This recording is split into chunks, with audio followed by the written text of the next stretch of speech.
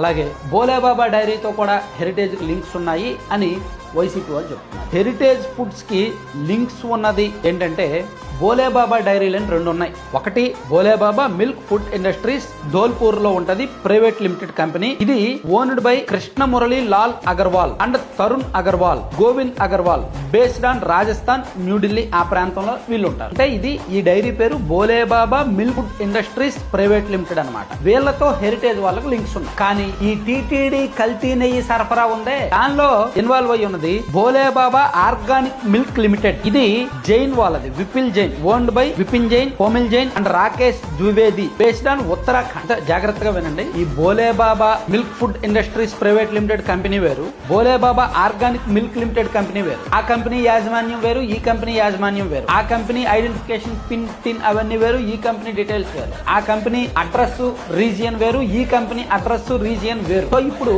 Heritage foods వాళ్ళకి links ఉన్నవి, వాళ్ళ మ్యానుఫ్యాక్చర్ కి సంబంధించి, ఉత్పత్తికి సంబంధించి నార్త్ వైపు మ్యానుఫ్యాక్చరింగ్ సప్లై అంతా కూడా లింక్స్ ఉన్నదేమో అగర్వాల్ సంబంధించిన బోలేబాబాతో లింక్. కానీ ఈ టీటీడీ కల్తీ నెయ్యి వ్యవహారానికి సంబంధించి ఇన్వాల్వ్ అయ్యి ఉన్నదేమో ఈ విపిన్ జైన్ వాళ్ళకి సంబంధించిన ఉత్తరాఖండ్ లోని బోలేబాబా.